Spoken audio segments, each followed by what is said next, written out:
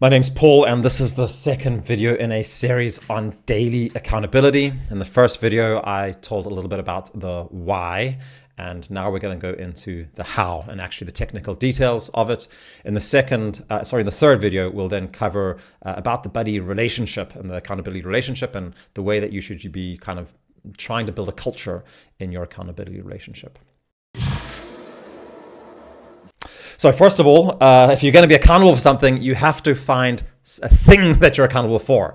There's many things that we try to do every single day, and we can't possibly in any detail cover most of it or too much of it at all. So in fact, what I very strongly encourage is just to pick one thing and one thing only. And it's even better if that one thing is not changing every single day to something else, but we call it the most important thing. That's the thing that we're accountable for. And it's the most important thing that I need to do every single day. Preferably at least 5 days a week. It can be 7. Personally, I prefer to give myself weekends off. And so I'm often just have habits that I'm building, because that's what we're trying to do really. Doing things once in a while is useful and helpful. But building a habit that just becomes ingrained in a part of your life, I find that's the most important thing. So this concept of the most important thing, it can be difficult sometimes to know, like, what do I actually really need to do right now? And so a good way to look at it is to ask yourself the question. And the question that I use to frame the most important thing is, what is the one thing that you can do today? And you could even ask yourself, what's the thing that I could do every day for the next week, the next month, year, whatever it is, that would make everything else easier or even unnecessary?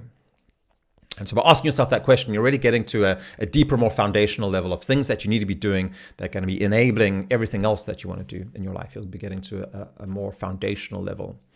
And so this is what you're going to be accountable for. And you decide it for yourself what it is, but you can talk to people about it and even ask your brother or your buddy that you're doing this with what he thinks, and help to build it and sharpen it as well. If you can get someone to give you some tough feedback on it, that might help you as well. Because a lot of the time we, do, or a little bit deluded about the things that we actually need to do to get our life in order.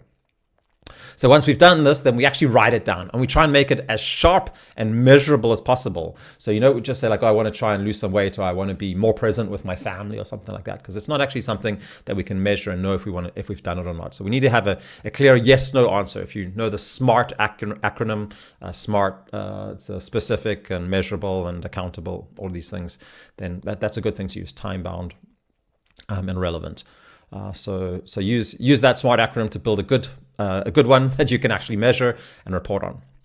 And then 5 days a week, 7 days a week, whatever you agree with your partner, you're going to call each other up. And this call is not going to last longer than 3 to 5 minutes a lot of the time.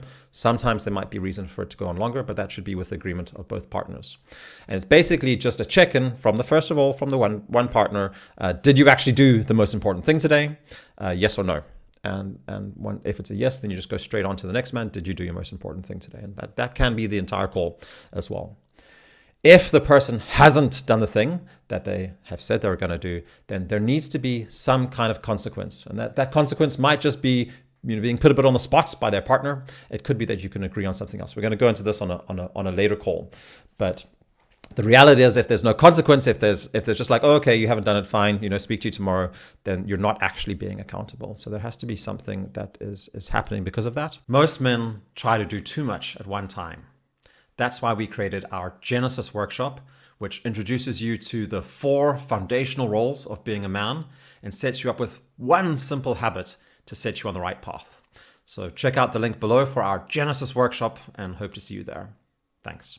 And there should be a conversation that occurs if someone's not accountable.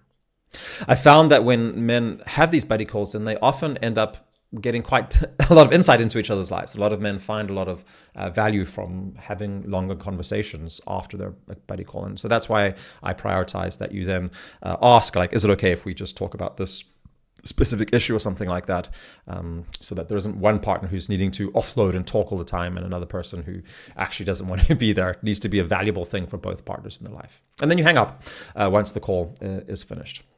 So that's the basic nuts and bolts of the buddy call. We have a document where we've actually described this entire thing. It's our working procedure for the buddy call. It's available online, so I'll put the link in the description here, and you'll be able to see it. Yeah, and then in our next video, we're going to talk a little bit about being a good buddy and how to get your own house in order, because, you know, just the nuts and bolts are important to have a framework to do this, but far more important is, of course, the heart and the attitude that you're bringing in and the culture that you're building together with your own buddy as well. So that's what we'll talk about in the next video. Thanks.